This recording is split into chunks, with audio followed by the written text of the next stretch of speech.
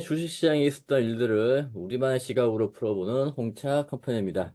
자, 오늘은 첫 번째 이슈로 세원 ENC 사례를 가지고 와봤습니다.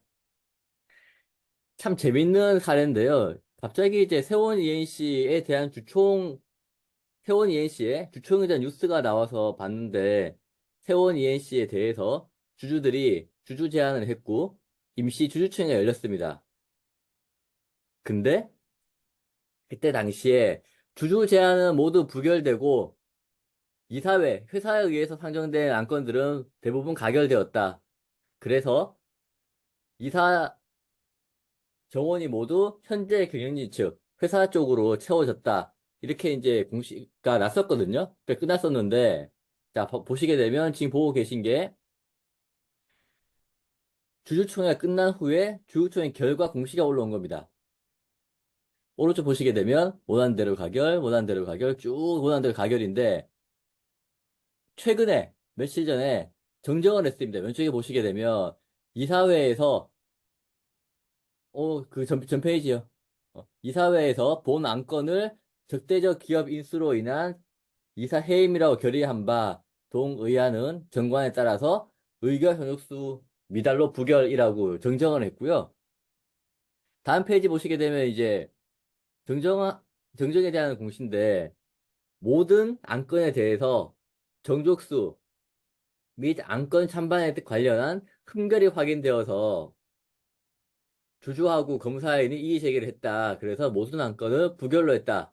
다시 임시 주주총회 할 거다. 라고 했습니다. 이런 경우가 잘 없거든요. 특히나 주주총회를 진행을 해서 안건이 통과가 됐는데 이거에 대해서 다시 문제가 있다고 이의 제기를 하고 다시 임시 주총을 연다? 저는 처음 보거든요. 이런 일이 발생하는 경우가 이제 가끔씩 뭐 한두 가지 안건에 대해서 뭐가 잘못됐다고 하면서 그 주주총회 취소 소송을 하는 경우가 있긴 합니다만 지금처럼 모든 안건에 대해서 취소가 나오는 경우는 없습니다. 그래서 무슨 일인가 하고 살펴봤는데 다음 페이지 정관을 보시게 되면 적대적 기업 인수 또는 합병에 의한 기존 이사 해임이라고 결의하는 경우 그리고 신규 이사의 선임이라고 결의하는 경우에는 출석한 주주의 5분의 4, 발행 주수의 4분의 3으로 해야 된다. 이렇게 초다수 결의제를 만들어 놨습니다. 이랬더니 상식적으로 주주총회를 하는데 발행 주식수의 4분의 3의 찬성을 얻기가 거의 불가능하거든요. 75%의 찬성을 얻어야 되는데 그렇게 해야 통과될 수 있다고 전관을 바꿔놨더니 지금과 같은 상황이 그, 발생했고요. 이제 모든 안건이 다 취소가 되는 의결 전족수 미달이 되는 그런 사태가 발생을 했고 세원 ENC의 이제 주주 현황을 보니까 다음 페이지 보시게 되면 이제 최대 주주하고 속수관계인의 지분이 22%밖에 안 됩니다. 22%밖에 안 되는 이 상황에서 초다수 결의제를 해놨으니 이제는 경영권 분쟁이 생기면 이사 선임은 불가능하다라고 보는 게 맞고요. 이런 일이 처음이냐? 그러지 않습니다. 큰 회사에도 이런 일이 있습니다. 다음 페이지 보시게 되면 이제 예전에 2019년도에 일어났던 일인데 대한항공에 대해서 그 여기도 초다수 결의제를 도입을 해서 출석한 주주의 3분의 2 이상 찬성해야 안건 통과된다라고 해놨습니다. 일반적으로 이제 이사 선임은 보통 결의이기 때문에 발행 주식의 4분의 1, 추석 주식의 2분의 1 이상이면 되는데 저렇게 추석 주식의 3분의 2 이상 찬성해야 된다라고 해놨더니 초다수 결의제에 의해서 회사가 만들어 놓은 룰에 회사가 지키지 못해서 안건이 부결되는 그런 일이 발생을 했습니다. 네.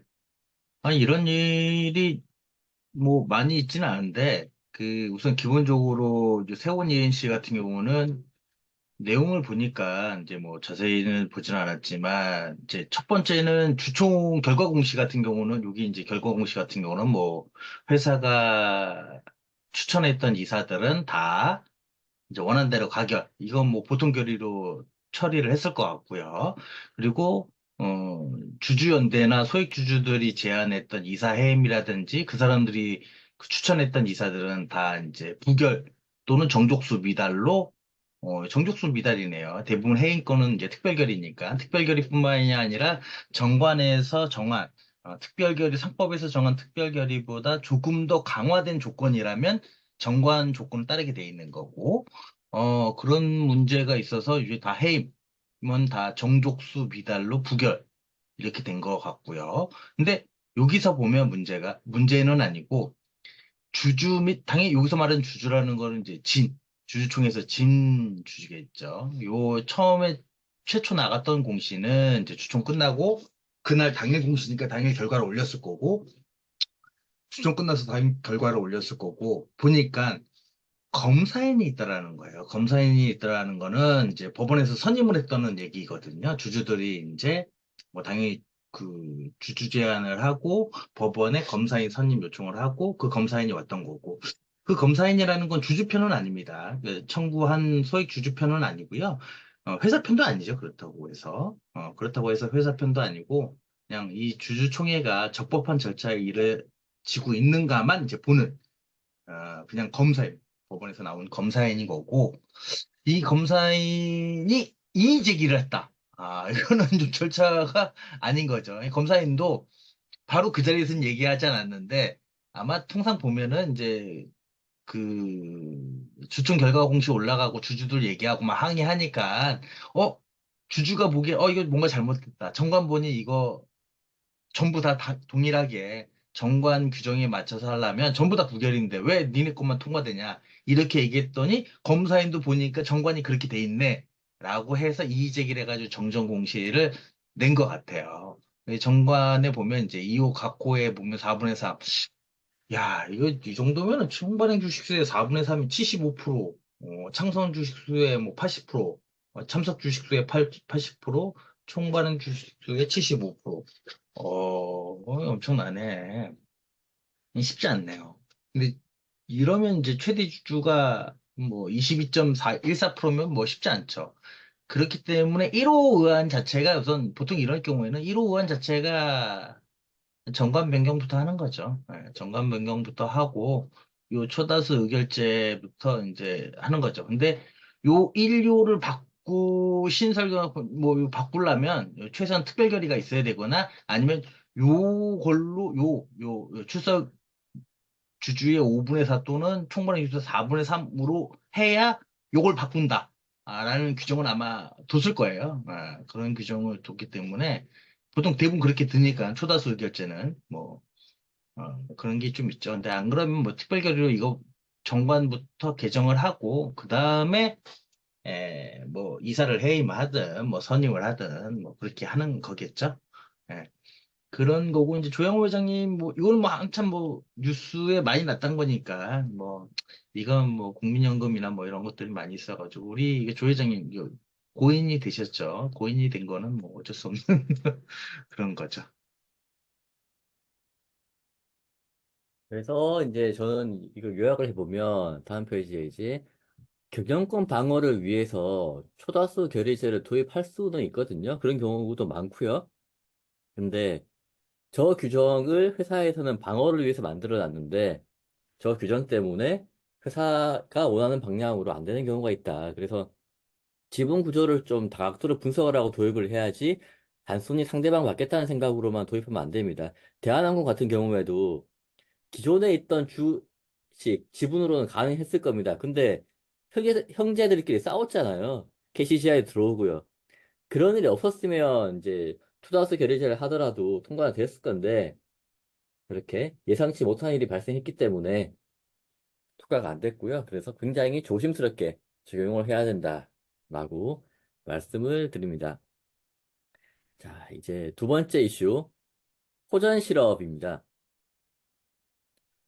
호전 실업은 이제 다시 뉴스가 나오기 시작하는데 이제 호전 실업에 대해서 좀 깊게 취재를 한 그런 기사입니다. 보시게 되면 이제 현재 호전 실업의 최대 주주하고 특수관계인이 42% 정도 가지고 있다.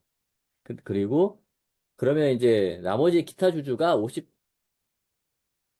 8%고, 그리고 뭐 기관이나 뭐 누가 2% 가지고 있겠죠. 근데 이제 진정성 있는 주주 가치 활동을 요구한 10명의 주주 지분율은 10에서 10%다. 이게 이제 주주 서한을 보낸 그분들의 지분이 10에서 10%고, 주주연합에 따르면 주주 서한을 보낸 분들의 친인척까지 포함을 하면 추가로 5%를 더 확보하니 16%까지 보유할 수 있는 상황이다. 그리고 여기에 처음에 주주 서한을 보낸 10명은 주가가 상승해도 지분을 매도하지 않겠다는 이변 계약서 작성을 했다라고 합니다. 이 정도로 이제 뉴스가 나왔다는 거는 거의 뭐 사실인 거고요. 그러면 여기서 이제 문제를 봐야죠. 첫 번째, 지분 공시 누락입니다. 공동 보유자들이 5% 이상 가지고 있으면 대량 보유 상황 보고를 해야 되고요. 10%가 그러니까 개인이 혼자서 10%가 넘어가면 임원 및 주요주의 공시를 해야 되는데 혼자서 10% 넘어간 건 아닌 것 같고 모아서 뭐 16%라면 5% 공시가 누락이고요.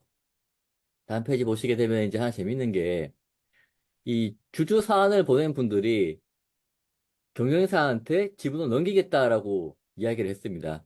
그래서 여기 보게 되면 이제 가장 유력한 후보로 한세 실업의 자회사인 한세 예스24로 알려졌다. 그럼 예스24 쪽에 그 서한을 보내거나 메일을 보내거나 뭐 그랬다는 이야기로 저는 해석이 되고요. 그리고 한세 실업 같은 경우에는 상반기 말 기준 뭐 현금성 자산이 1,000억 정도 있다라는 이야기입니다. 여기에 대해서 이제 다음 페이지 보시게 되면 전문가가 볼 때는 이게 불가능한 시나리오다. 자사주 매입을 회사에서 할 수도 있다. 그렇게 되면 지분율은 이제 47%까지 가능하고, 그러면 이제 방법이 시장에 나와 있는 잔여 지분을 다 사야 되는데, 그건 또 불가능하지 않을까 싶고요. 기사에도 적자적 M&A를 공개 매수로 분양권이 뒤바뀌는 경우는 굉장히 드물다. 현실적으로 가능성이 낮은 편이다라고 기사에서도 이야기를 하고 있습니다. 야, 이분이 뭐 소설가들 뭐 한세 실업은 이거 기사를 내시는 거는 뭐 경고를 하시는 건가요? 이분이 요 이제 소액주주 이게 액트에서 모인 분들인 것 같은데 액트에서 보고 이제 뭐 이슈가 있으니까 액트가 기자분에게 제보를 한 건지 제가 봤을 때 요 내용들을 보니까 보통 액트의 누군가 또는 요 소액주주 누군가가 이제 제보를 해서 보도 기사를 뿌린 것 같긴 한데 그럼 그 이제 소스를 가지고 이제 좀 취재를 해보신 것 같은데 아니면 좀 뭐 이런 거에 관심이 있으셔가지고 본 것 같고 근데 소액주주가 이제 뭐 41%면 소액주주가 뭐 10명에서 10%에서 11%, 와, 돈 많이, 그럼 거의 대부분 한 명당 한 뭐 1%, 2%, 5% 넘어가는 사람이 없다는 얘기인 거죠. 그래도 1% 넘는 사람이 몇 명 있다라는 거죠. 내가 3% 갖고 있으면 누군가는 이제 10명이 평균 1%지만 내가 3% 갖고 있으면 누군가는 0. 뭐 이렇게 뭐 지인들이나 뭐 이런 사람들이겠죠. 근데 친인척 계좌까지 포함하면 뭐 15에서 16% 된다. 아, 뭐 여기까지 하면 조금 문제가 생길 수가 있어요. 보통 여기서 이제 5%. 그러니까 개인 한 명이 친척 그 사촌인의 혈족, 사촌인의 혈족 정도 합쳐가지고 하면은 5% 나오면 이제 대량 보유를 내야 되는 거니까 제가 볼때 10% 넘어가는 주요 주주는 없으신 것 같고 그런데 그 중에서 이면 계약을 했다. 손을 잡을 수 있는. 그러면 이제 대량 보유 상황을 누락한 거죠. 이 대량 보유 지분 공시의 그 핵심은 이제 그 위반했을 때 핵심은 의결권 제한이죠. 의결권 뭐 두 가지가 있는데 의결권 제한했고 공감을 해서 이제 매도 공고 6개월 이내 매각을 이제 하라고 하는데 그리고 이제 냉각 기간하고 의결권 제한 요 세 가지 정도인데 뭐 냉각 기간 같은 경우는 이제 공개 매수고 공개 매수만 대상이 되고 뭐 5일밖에 안 되니까 뭐 거의 뭐 냉각 기간은 거의 좀그 효용성이 떨어지고 의결권 제한이 제일 크죠. 의결권 5% 공시 누락하면 이제 뭐 보시면 아시겠지만 뭐 소액주주하고 회사하고 다퉜을 때 5% 공시 연대해가지고 같은 공동 계약으로 공동으로 의결권을 행사하겠다는 계약을 뭐 구두가 됐든 구두도 계약이니까 이런 걸 해가지고 하게 될 경우엔 5% 공시를 해야 되는데 그걸 하지 않아 가지고 의결권 제한받는 경우가 종종 있습니다. 종종 있는데 이거는 뭐 보도 기사를 낼 정도면 이 사람이 뭐 취재를 하고 내용을 봤다는 거기 때문에 뭐 이런 부분이 물론 이제 여기서 계약 같은 경우는 기본적으로 요거 때문에 그런 거겠죠. 이제 주가를 끌어올려 가지고 이제 한세시럽 자회사 이제 팔겠다. 16% 정도면 좀 뭔가 있지 않겠냐.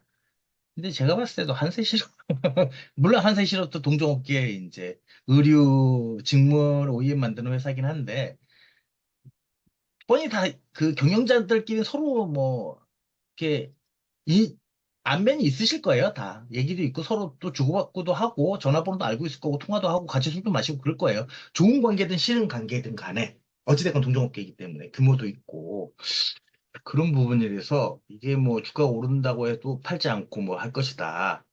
내부적으로 주가 상승해도 매도하지 않겠다는 내용의 이면 계약서. 그럼 100%죠, 이건. 뭐 공동 보유하고 의사결정을 같이 합치하겠다는 5% 공동 공시 누락. 그리고 뭐 돈이 있는 회사기 때문에 자사주를 사들이거나 소각하거나 아니면 이제 뭐 시비보다는 유성기가 막 찍어가지고 뭐 하는 경우도 있기 때문에 이건 좀 쉽지 않다. 또 회사에 돈이 없는 회사도 아니고 또 한세 S 한세 S24가 뭐 1,000억 정도 갖고 있다. 그 실탄이 충분하기 때문에 먹을 수 있지 않냐? 1,000억 갖고는 택도 없습니다. 조그마한 코스닥 그 시총 뭐 3, 400억짜리 하는 코스닥이 주가 조작하는데도 뭐 100억, 200억 현금 돌리는데 1,000억 갖고는 그 상대방이 40 몇 프로 갖고 있는데 그 택도 없어요. 예. 예, 택도 없고요. 예. 이걸 다 쏟아붓는데 이걸 있는 걸 다 쏟아붓는 한세 S24는 그 뭐 일반 상거래를 그 거래 자체가 안 된다는 건데 그 일반 본업에 대한 운용 자금이 있어야 되기 때문에 뭐 이거는 뭐 지금 아무리 그냥 소설 같은 이야기고 꿈속에서나 이루어질 법한 이야기인 것 같습니다. 제가 봤을 때는. 예, 여기 뭐 다 나와 있네요. 사람들도 뭐 불가능한 시나리오고 뭐 이런 거에서 주가가 떨어진 거에 대해서 뭐 우리들은 실제로 이게 가능되진 않지만 현재 경영진들의 압박 수위로서 하겠다. 그럼으로써 뭐 주가가 부양하면 다 팔고 나가겠다라는 내용밖에 안 보입니다. 뭐 제가 봤을 때는 소액 주주도 입장에서는 소액 주주의 운동으로서는 이게 나쁘다고 생각하지 않아요. 나쁘다고 생각하지 않는데 적대적 M&A가 실제 될 거라는 그런 이제 꿈 같은 이야기는 아니고요. 이런 적대적 M&A를 공격하고 싶다. 하고 싶다. 하고 싶다. 저도 조만간 애플과 테슬라를 인수하고 싶다. 혼자 쓴 생각은 뭐 누구나 할 수 있는 거죠.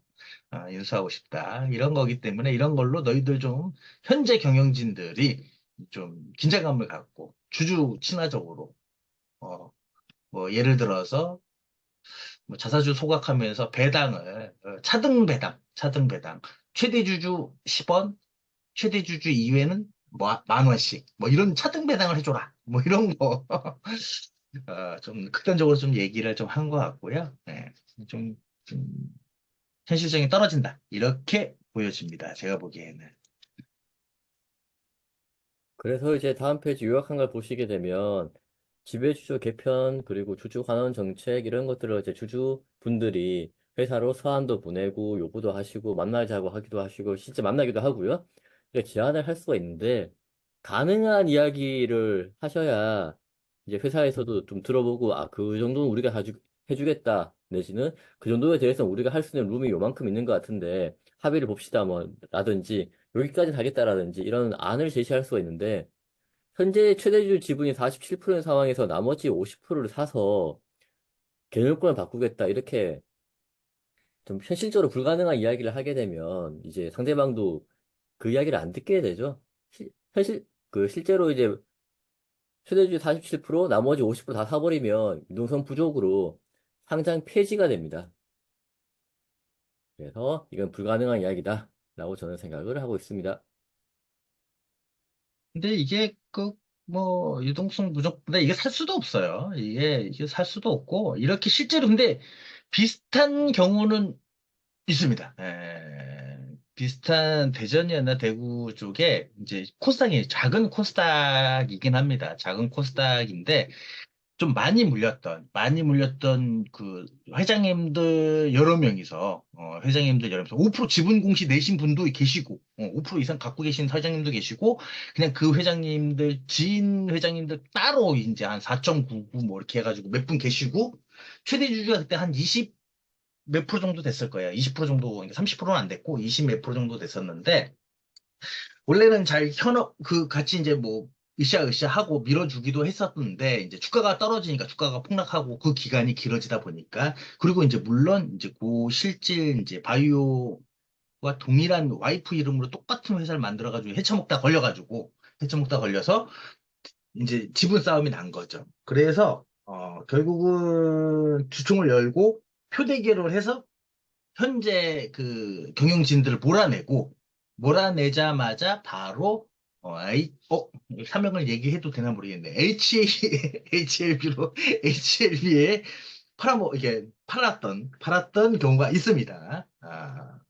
하여튼 팔 것보다는 이제 같이 이렇게 좀 우호군을 끌어와서, 최대주주도 변경하고, 뭐, 이렇게 했던, 사명도 있습니다. 뭐, 하여튼 그런 부분도 있긴 있는데, 이거는 지금 회사가 문제가 있었던 그런 것도 아니고, 최대주주가 뭐, 47% 정도가 있기 때문에, 하여튼 뭐, 그런 부분이 있어서, 좀 쉽지 않다. 예, 소설 속에나 있는 그런 내용 같습니다. 제가 봤을 때는.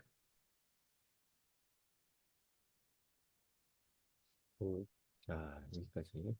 다음은 이제 투자는 각자의 몫이다라는 제목으로 한번 이야기를 해보려고 하는데요. 뉴스를 하나 봤더니 한샘 같은 경우를 사례로 든 건데 22만 원짜리가 5만 원이 됐다. 한샘처럼 좋은 회사를 사더라도 문제가 발생한다.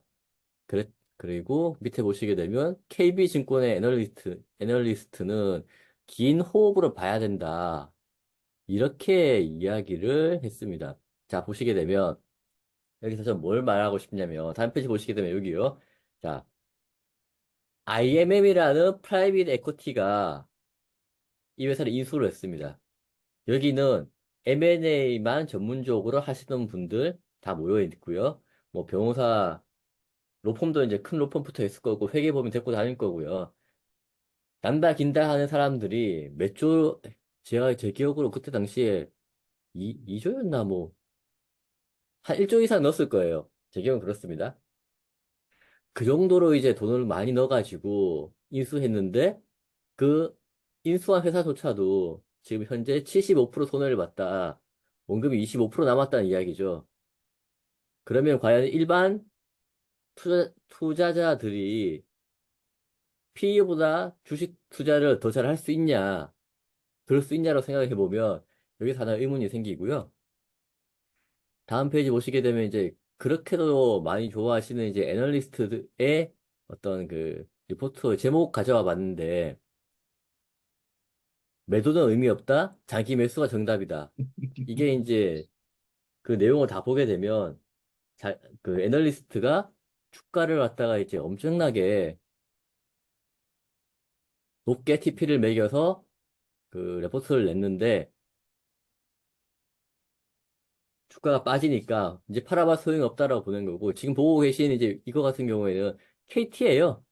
KT에 대해서 2023년 12월 말에 좀 전에 보셨던 그 하나증권하고 같은 이제 애널리스트가 이걸 왜 사냐라고 이야기를 했는데 그때부터 주가가 오르기 시작했습니다. 이것처럼 주가는 누구도 맞출 수가 없고요. 전문가 집단이라 하더라도 굉장히 많이 틀립니다. 그래서 그들한테 이제 의존해서 투자를 하시면 힘들다라는 거고요. 최근 주가하고 실적이 좋은 섹터가 거의 없습니다. 찾기가 어렵고요. 그러다 보니까 회사에서 가이던스를 좀 높게 불러가지고 그 회사의 주가 부양을 좀 해보자라는 이야기들이 저희한테 많이 들려요. 이게 이제 어차피 실적은 석 달 뒤에 나오는 거다 보니까 지금 주가가 너무 빠져 있어서 이걸 만회해 보려고 하니 주가를 올릴 수 있는 방법은 시장에 직접 개입을 하는 자사주 매입 또는 어떤 신사업에 대한 발표 이런 게 있을 건데 그런 거 힘들다 보니까 실제 이게 앞으로 잘 나올 거다라고 조금 이제 이야기를 하자 이런 얘기 많이 들리거든요. 결국은 석 달이 지나면 다 드러나게 되어 있습니다. 그래서 지금까지 이야기한 걸 한 문장으로 요약하면 다음 페이지 보시게 되면 각자 도생의 시대다. 애널리스트 의존할 것도 없고요. 본인이 분석해서 해야 되고 그리고 투자 실패에 대해서도 그 누군가에게 애널리스트건 회사건 아니면 정부건 누가 됐건 탓을 할 수 없는 그런 상황이기 때문에 컨트롤을 잘 하셔야 된다라고 말씀을 드립니다. 이게 주식은 뭐 점괘도 안 나오는 거라서 주식은 쉽지 않죠. 이 뭐 22만 원짜리가 5만 원 된 이제 한샘은 뭐 폭락하는데 여러 가지 이유가 있죠. 그, 뭐 가장 뭐 간단한 걸로는 뭐 직원들의 음주, 뭐 성희롱, 뭐 폭행, 뭐, 뭐 이런 것도 있고 회장의 뭐 매매할 때의 뭐 그런 내용들이라든지 그래도 한샘은 아직까지 이제 주방 가구라든지 한 퍼시스라든지 뭐 한샘 그 가구 쪽에서는 대기업이죠. 여전히 대기업이죠. 그래도 IMP도 뭐 75%의 손실 구간이다. 그 뭐 이 사람들도 뭐 작업한다고 해서 뭐 다 이익이 나진 않죠. 예. 주가는 어떻게 될 수 알 수도 없는 거고. 이 사람들은 이제 뭐 기본 전제가 본질 가치하고 시장 가치의 괴리에 따른 자기들이 더 끌어올 수 있다. 이렇게 생각하고 하기 때문에 인수를 한 거죠. 이제 돈을 많이 쏟아붓고. 뭐 주당 22만 원 했는데 5만 원이다. 아, 이 사람들도 예전에 락인락처럼 뭐 이렇게 손실 보는 경우도 많이 있습니다. 많이 있는 거라서 뭐 하자마자 무조건 다 돈 벌면 뭐 누구나 다 이거 하고 있죠. 그리고 요즘 많이 이제 폭락하는 게 이제 통신 장비. 뭐 어떤 회사 같은 경우는 전 직원 다 사직서를 다, 전 직원 사직서를 다 받은 다음에 추리는 대표적인 통신 장비 회사도 있는 상황이니까, 뭐, 그런 부분에서 이 KT 같은 경우는 통신 장비 그 전방의 회사죠. 여기는 뭐 통신만 있는 건 아니니까.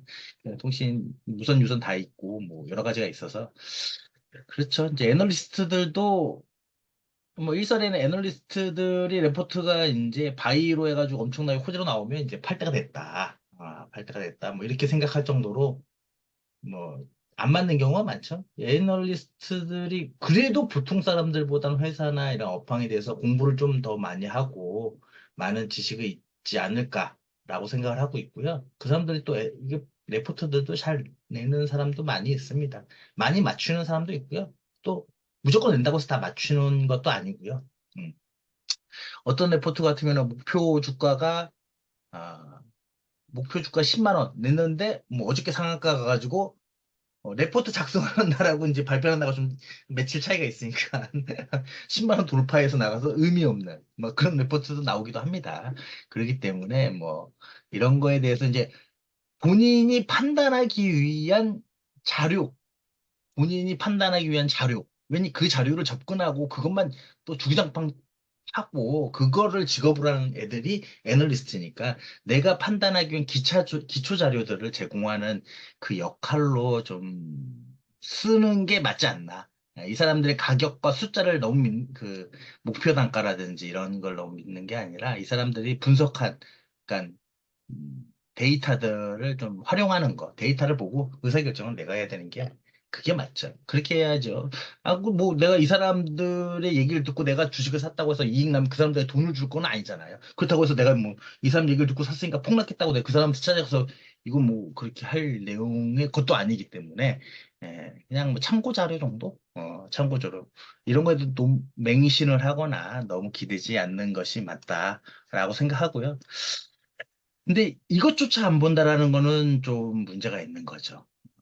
기본적으로 애널리스트 자료 이런 것들은 다른 사람도 다 보고 있는 거예요. 시장 참여자들 다 보고 있기 때문에 나는 안 보고 한다는 건 조금 문제가 있기 때문에. 그런 거를 좀 참고만 하고, 이제 투자는 어찌됐건, 누카렵이라고 요즘 많이 하잖아요. 누가 칼 들고 협박했냐. 이것처럼, 어차피 마우스를 누르고, 이제 매수 버튼 누른 사람은 나기 때문에 내가 책임지는 거죠. 그런 뭐, 시대가 아닌가 생각을 합니다. 아, 예전에 이제 애널리스트 리포트를 보고 주식을 샀는데, 거기 TP에 비해서, 타겟 프라이스에 비해서 주가가 너무 많이 떨어졌다고, 그 애널리스트를 고소를 한 경우가 있습니다. 정확하게는 어떤 식이냐면, 애널리스트 TP가 높았다가, 주가가 자꾸 빠지니까 애널리스트는 TP를 낮췄는데, 그 낮춘 후로 더 빠지다 보니까, 이거 공매도하고 같이 연결된 거 아니냐라고, 애널리스트를 고소한 사건이 있었는데요. 당연히 무혐의가 났습니다. 그런 건 있을 수도 없고요. 시장에 대해서는 각자 자신의 생각대로 투자를 하시는 게 맞을 것 같습니다. 예, 오늘은 여기까지 진행하도록 하겠습니다. 고생하셨습니다.